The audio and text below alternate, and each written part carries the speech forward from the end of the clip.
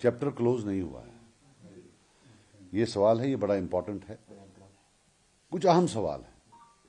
पहला सवाल, अगर इलेक्शन कमीशन भी कहता है कि जीतने के लिए 28.1 वोट्स चाहिए थे, तो कैंडिडेट नंबर 3 को 31 वोट्स क्यों डाले गए? सिंपल एंड स्ट्रेट फॉरवर्ड, ताकि बीजेपी की जीत जो है वो मुमकिन बनाई जा सके और उनको जो है हॉर्स ट्रेडिंग में आसानी हो। नंबर 2, अगर ये इतना कॉन्फिडेंट थे कि ये चारों सीटें जीत रहे हैं, तो कांग्रेस को क्यों नहीं उन्हें सीट नंबर 1 या सीट नंबर 2 दी? कि या वो डील का हिस्सा था, मैच फिक्सिंग का हिस्सा था कि इनको 2 तो 2 चौथी, 1 या 2 नहीं। तीसरा, कल फारूक साहब ने बयान दिया, उन्होंने बोला कि बीजेपी ने उनको ऑफर की थी कि आप हमें 1 सीट दो, 3 आप लो। तो इसका मतलब डायलॉग चल रहा था, जो हम बार बार कह रहे हैं, तो डायलॉग तो चल रहा था। क्या इन्होंने अपने एलाइज को बोला कि इनका डायलॉग चल रहा है बीजेपी के साथ? और चौथी बात जो मोस्ट इंपॉर्टेंट है, इन्होंने बताया कि इनको मालूम है वो 4 कौन है। It is a moral imperative,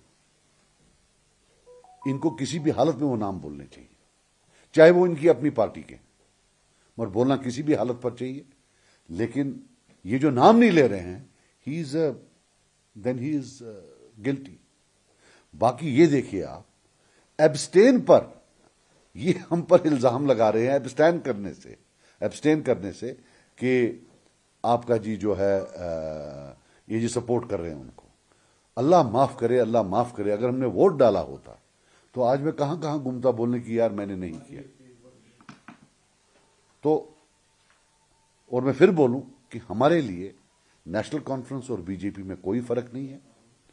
जो कोई भी चीज नेशनल कॉन्फ्रेंस या बीजेपी करे वो सेम है।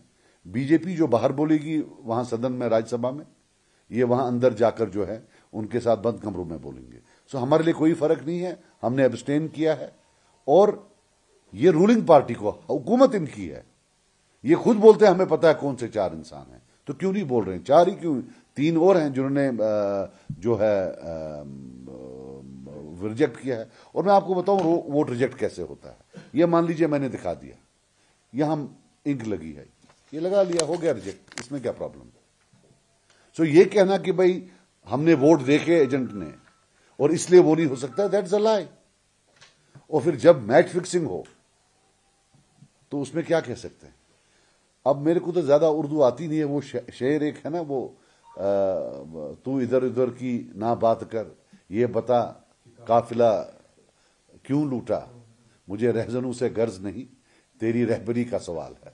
ये let him take for the first time, let him be a man enough and take it on himself rather than putting the blame on everybody else. And now let him answer today that how did the match fixing take place. He has been caught red-handed. This is as clear as it can be. अब उस पर भी झूठ पे झूठ। हमारे CM साहब हैं, अच्छा नहीं लगता है, कभी कभी सच भी बोल दिया करें, इसलिए मैंने आपको तकलीफ दी थी। एक सवाल रहेगा कि सीएम उमर अब्दुल्ला ने जब आज प्रेस वार्ता की, उन्होंने साफ तौर पर ये कहा उसमें कि हंदवाड़ा की जनता ने आपको साइलेंट रहने के लिए वोट नहीं दिया है, तो आप साइलेंट क्यों हैं? ये कब गए थे उनसे पूछने? उन्होंने प्रेस वार्ता में। अच्छा, गए थे। देखिए, जम्मू कश्मीर पीपल्स कॉन्फ्रेंस को 1.5-2 लाख वोट आया है और सारा का सारा वोट नेशनल कॉन्फ्रेंस के खिलाफ आया है। हमने लड़ाई उनके खिलाफ है वहां। तो उन्होंने मुझे इसलिए भी वोट नहीं दिया कि पीएसए लाने वालों को, हजारों लोगों को कत्ल करने वालों को, उनको जेल डालने वालों को, उनको वोट दे, इसके लिए तो मुझे नहीं दिया है उन्होंने। वो गरेबान में देखे, वहां उनको कश्मीरियों के खून के चींटे ही नजर आएंगे। सो इसलिए तो नहीं दिया था। So let him not try to be some कोई कि ये कोई बड़े मॉरली अपराइट है। जो मुझे वोट डालते हैं उनके लिए नेशनल कॉन्फ्रेंस और BJP, they are Bunty and Babli, कोई फर्क नहीं है दोनों में। सर एक सवाल रहेगा सर, डेली वेजेस की बात जो है आज जब असेंबली में उठी तो उमर अब्दुल्ला साहब जो है अपनी फाइल को लेकर असेंबली से बाहर जाते हुए नजर आए। 6 महीने कमेटी बनाई गई थी और 6 महीने के बाद रिकॉर्ड जो है वो देना था। हमेशा डेली वेजेस की जब बात होती है तो उमर अब्दुल्ला साहब को आज मैंने भी सवाल किया, उन्होंने कहा हो गया हो गया हो गया, मतलब क्या हो गया? इसके साथ साथ एक चीज ये है कि एमएलए की जो तनख्वाह है उसमें इजाफा हुआ है, डेली वेजेस का नहीं। देखिए, जहां तक डेली वेजेस का सवाल है, we are totally with them, क्योंकि इनको सब ने धोखा दिया है। जब मैं भी हुकूमत में था तब भी कमेटियां ही बनी, कमेटी पे क्या कमेटी बेसिक हालत जो बेसिक जो प्रॉब्लम है ये स्टेट गवर्नमेंट तक होता है। Once they make a promise they have to fulfil it. तो इन्होंने ये सारे वादे जो किए हैं इनका फाइनेंशियल ओवरलोड इतना है वो ये कर नहीं पा रहे हैं। So that's why they sort of ये जो है वो डिले कर रहे हैं।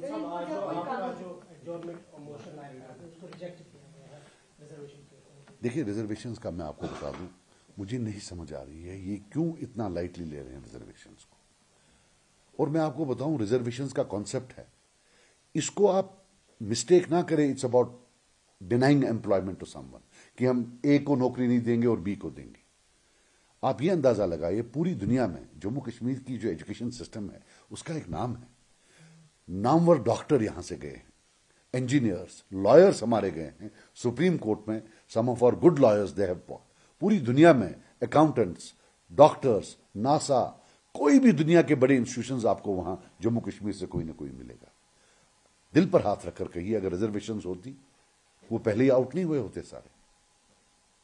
आज it's not only about unemployment, it's also about कि क्वालिटेटिवली आप ह्यूमन रिसोर्स जो अगले 20 साल 30 साल के लिए होगा वो कैसा होगा।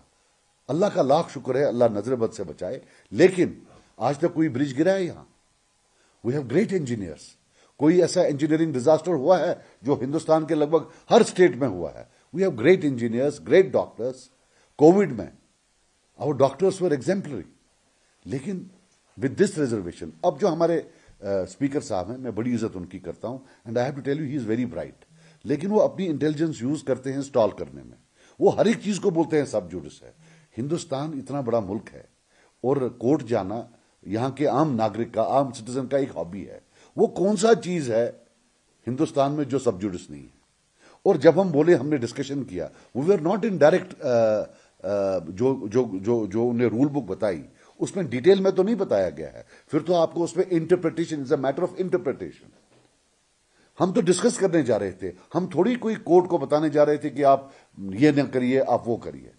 बट ये बेसिक बात ये है कि सरकार जो है वो रिजर्वेशन के मुद्दे पर बात नहीं करना चाहती, ना उनमें वो करेज है इसमें चेंजेस लाने के लिए। और ये लंबा है मामला। मैं आपको बताऊं, मैं देख रहा था, मैं इसमें रिसर्च कर रहा हूं, 32 या 33 अमेंडमेंट्स लाई हैं उन्होंने। ये एक टॉय बना था हमेशा। 2000 जो पहला जो तलवार लगी है वो 2005 में लगी है, जब शेड्यूल कास्ट और शेड्यूल ट्राइब को अलाउ किया डिस्ट्रिक्ट रिक्रूटमेंट में आने के लिए कि अगर आप हैं भी नहीं वहां, आप बाहर से आइए। That defeated the purpose. फिर किस लिए डिस्ट्रिक्ट रिक्रूटमेंट है। फिर उसके बाद 2008 में, डेट्स मेरे पास शायद बराबर नहीं है, तब इन्होंने 2007 में शायद कंप्लीटली खत्म कर दिया। फिर नेशनल कॉन्फ्रेंस की सरकार आई, नेशनल कॉन्फ्रेंस कांग्रेस की, उन्होंने वापस लाया 2010 में, और शायद 2013 में फिर जो है उसको रिमूव कर दिया। तो चाहे नॉन गेजेटेड हो या गेजेटेड हो, पूरी तरह से ये जो एक पढ़ा लिखा नौजवान है ये आखिर जाएगा। So they have to, they can not run away from it. और जहां तक सेंट्रल गवर्नमेंट का है, हमारा कोई गिला ही नहीं है उनसे, वो तो चाहते ही हैं ये हो। ये तो हमारी अपनी सरकार है, लोगों ने चुनी हुई है। इससे ये था कि नहीं, ये जो है there tough decisions they will have to take. कोई ना कोई तो नाराज होगा। ये कि कोई नाराज ही नहीं होगा वो नहीं पॉसिबल है। बट दे शुड नाउ, जो जस्टिस जिसको कहते हैं, they should do it. And our meritorious students should not become a victim of political experience कि साहब यहां मेरे वोट ज्यादा आने वाले हैं इसलिए मैं ये नहीं करूंगा। So whether it is reservation, तो उसमें भी यही है जो है इनका सेम जो है वो चल रहा है। जम्मू कश्मीर असेंबली में आज एक बात उठी, क्योंकि पिछले दिनों देखा किस तरीके के हालात मानसून में बने थे, जिससे जम्मू डिवीजन में बहुत बुरी हालत हो गई थी। लोगों की जमीन तक बह चुकी, घर की बात ही नहीं। मगर अभी तक कोई भी नेशनल कॉन्फ्रेंस के बाद जम्मू कश्मीर में मरकजी जो सरकार है उसके बाद अभी भी कोई पॉलिसी नहीं है उन लोगों को वापस अपनी जगहों पर या उनको कोई जमीन देने के लिए। नहीं, वो तो बिल्कुल होना चाहिए, बिल्कुल जो है। देखिए मैं आपको बात बता दूं, ये थोड़े बिजी हैं, थोड़ा सरकार बिजी है। जो अमीर लोगों की जमीन है उनके लिए, गरीब का टाइम बहुत बाद में आएगा। This government was made by poor people but it's working only for the rich people. आज असेंबली में एक चीज आपने भी मुशाहिदा किया होगा, जब आपने भी या बाकी लेजिस्लेटर्स ने महराज मलिक की डिटेंशन को लेकर बात की, तो अपोजिट में बीजेपी के लेजिस्लेटर्स जो जिस तरह से आग बगोला हुए, जिस तरह से उन्हें रिएक्ट किया, सो उनका जो रेस्पॉन्स या रिएक्ट हम देख रहे हैं, so how do you see this? देखिए, मैं आपको एक बात बताऊं, जो ये पीएसए कानून है, पहले ये एक काला कानून है। This is the worst thing that has happened to a Kashmiri, because Jammu वाले पर ये कभी लगा नहीं, मुझे माफ कर देना, कभी नहीं लगा, बहुत रेयरली लगा होगा। अगर 1000 पीएसए लगे होंगे, एक जम्मू से होगा। ये लगाई कश्मीर में है हमेशा। लाने वाले भी वो नेशनल कॉन्फ्रेंस वाले हैं, लगाने वाले भी के नेशनल कॉन्फ्रेंस वाले हैं। उनके टाइम में मैं देख रहा था 7 से 10 हजार लोगों को ये लगा हुआ है पीएसए। तो ये जो महराज साहब हैं, इन्हीं की पार्टी ने कल सोशल मीडिया पर तंजन बोला कि लग रहा है कोई वापस आ रहा है, इसलिए महराज साहब के खिलाफ। तो कल ये महराज साहब के खिलाफ थे, आज ये असेंबली में महराज साहब के हक में थे। वही मैच फिक्सिंग वाला मामला है। वरना आप मुझे बताइए, एक ही पार्टी कल तंज कर रही थी और मुझे बड़ा गुस्सा आया जब मैंने उस दिन बोला ये हाउ डेयर, 2 दिन पहले, और आज जो वो उठ के उनका सपोर्ट कर रहे थे। महराज साहब के साथ ज्यादती हुई है, simple and straight forward, simple and straight forward ज्यादती हुई है। वो एक एलीट घर से नहीं है, जमीन से उठे हुए हैं, अपनी मेहनत से उठे हुए हैं, उनका अपना सारा जो है अचीवमेंट है, इसलिए उनके साथ कर रहे हैं। वो भी अगर किसी एलिटिस्ट पॉलिटिकल फैमिली से होते तो उनको कभी ये पीएसए नहीं लगता। पीएसए उनको इसलिए नहीं लगा है कि उनने कोई गलत किया है, बस ये उनको चुप करने के लिए। उनकी मुझे नहीं लगता कोई गलती। और बाकी जो हमारे फेलो वहां हैं, वो बीजेपी वाले, उनको भी सोचना चाहिए कि at the end of the day it's about the institution of the assembly. कोई भी पार्टी, कोई भी बंदा जो इदारा असेंबली है, उसे बड़ा नहीं है। सर, उमर सरकार को बने हुए 1 साल हो चुका है। मैनिफेस्टो में उन्होंने बड़े बड़े वादे किए थे। जब उनको कोई काम के लिए बोले तो वो बोलते हैं स्टेटहुड वापस ले लीजिए। बिना स्टेटहुड के वो ट्रांसफर्स कर सकते हैं, लेकिन काम नहीं कर सकते। देखिए, मेरी बात सुनिए, जहां तक सीएम साहब का सवाल है, आजकल डिजिटल मीडिया है। एक ही एग्जाम्पल काफी है आपके लिए, स्मार्ट मीटर्स की। तब कैसे वो बोल रहे थे और जीतने अब आज जब पावर में वो कैसे बोल रहे हैं। जब उन्होंने मैनिफेस्टो बनाया, आप पढ़िए, उसमें किसी जगह नहीं लिखा है subject to statehood.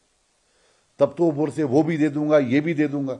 After all हमने भी कुछ सीटें तो बहुत कम से आ रही हैं, हम भी तो दब गए इसमें। आधू को बीजेपी बोला, आधू को बोला हम पावर देंगे, आधू को बोला हम गैस सिलेंडर्स देंगे।